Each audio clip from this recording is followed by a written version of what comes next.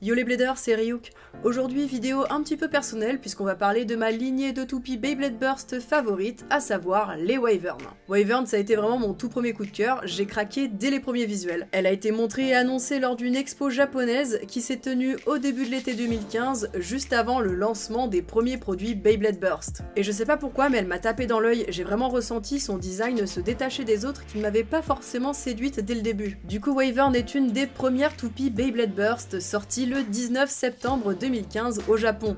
C'est une toupie de type défense, assez peu mobile, avec une pointe arrondie, un disque avec la masse vers le sol pour un meilleur ancrage, et un layer aux lames régulières et orientées de façon à dévier les attaques. Au début, elle a été un petit peu boudée car en combo stock, elle explosait assez facilement par rapport aux autres toupies. Puis elle a su se faire sa place dans la méta puisque en remplaçant son driver par une pointe plus plate et agressive, elle devenait une bonne toupie de défense mobile capable de contrer un très bon combo d'attaque de l'époque, à savoir Valkyrie Heavy Axel. La méta a ensuite rapidement évolué avec notamment l'arrivée de Death Sizer et Odin. Mais cette première Wyvern était un bon exemple pour illustrer l'intérêt de la customisation pour revaloriser certaines pièces sans les juger trop vite. Wyvern a ensuite évolué avec le système Dual Layer qui sera introduit avec l'arrivée de l'animé, et c'est là que nous découvrons à l'écran le personnage de Wakiya. Autant j'adore les Wyvern, par contre j'ai jamais vraiment accroché au personnage. Wakiya est un blader issu d'une famille assez riche qui a passé une bonne partie de son enfance tout seul et a développé un caractère assez hautain et autoritaire pour se défendre.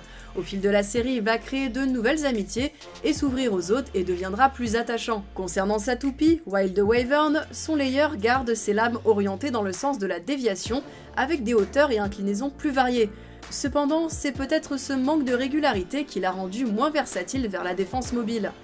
Le disque Armed a évolué pour devenir vertical, toujours dans la même dynamique d'ajouter de la masse vers le sol pour la stabilité, et le driver, Orbit, est similaire à Massive en taille, mais la boule étant en rotation libre par rapport au corps du driver, la toupie limite sa friction avec l'arène, augmentant ainsi son endurance. Cette version est pour moi la moins mémorable sur le plan technique.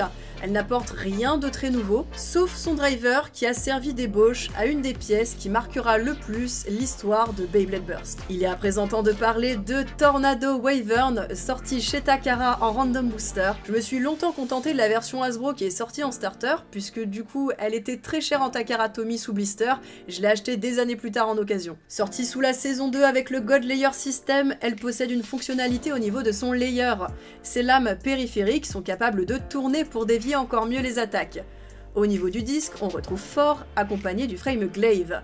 Et le driver, l'iconique Atomic, directement inspiré de Orbit, en plus large, avec un anneau de soutien, lui aussi en rotation, apportant endurance et stabilité. Si ce driver est aussi iconique, c'est parce qu'il est resté pendant des années une pièce maîtresse de la méta. À partir de la saison 2 de Beyblade Burst, on a commencé à avoir de plus en plus de toupies à rotation gauche basées sur le spin steel. Et en parallèle, on a eu l'arrivée de nouvelles pièces comme Atomic qui permettaient à la toupie de rester très stable et de grappiller quelques dixièmes de seconde en fin de rotation. C'est ce qu'on appelle la Life After Death. Ces deux propriétés couplées ensemble ont fini par créer un nouveau style de jeu qui vise à égaliser sa vitesse de rotation avec celle de l'adversaire au fil du match et finir par gagner par endurance grâce à la stabilité. Dans ce type de combat, pas besoin de lancer fort, pas besoin d'attaquer, et ce côté très passif et peu risqué a valu la prédominance de ce style de jeu tout au long de la génération Beyblade Burst. Ça a commencé avec Wyvern et Fafnir sur Atomic au championnat de France, puis Spriggan et Bahamut sur Atomic et Bering au championnat du monde,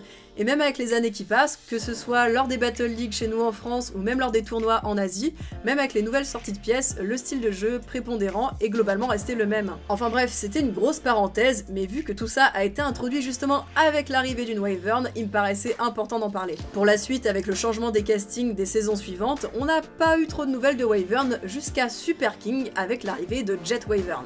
Son layer reprend le gimmick de Tornado Wyvern avec un anneau en rotation.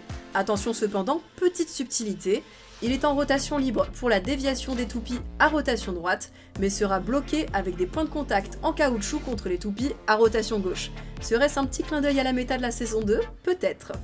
Pour le disque, on retrouve Around, déjà paru dans la saison GT, mais ça fait sens avec le reste de la toupie, rond et lisse pour la stabilité et l'aérodynamisme. Par contre, le driver Just a déçu l'ensemble de la communauté. Takara a voulu proposer quelque chose de différent, et bien sûr, il était difficile d'égaler la conception d'Atomic. Just en soi n'est pas mauvais, mais il ne fonctionne juste pas avec le combo. La pointe est très fine et fait pencher la toupie.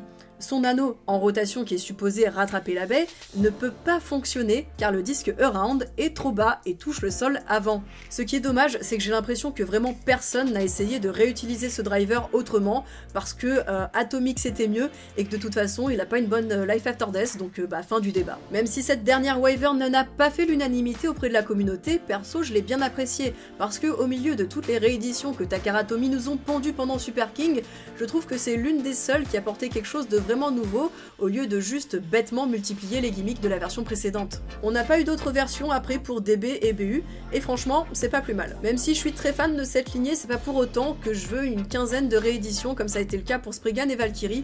Au final on se retrouve avec des designs qui reviennent en boucle, ça finit par tourner en rond et c'est pas oufissime, autant apporter de la nouveauté. Voilà, j'espère que vous avez apprécié la vidéo, n'hésitez pas à me dire dans les commentaires quel est votre Wyvern préféré. Sur ce c'était Ryuk et je vous dis à la prochaine.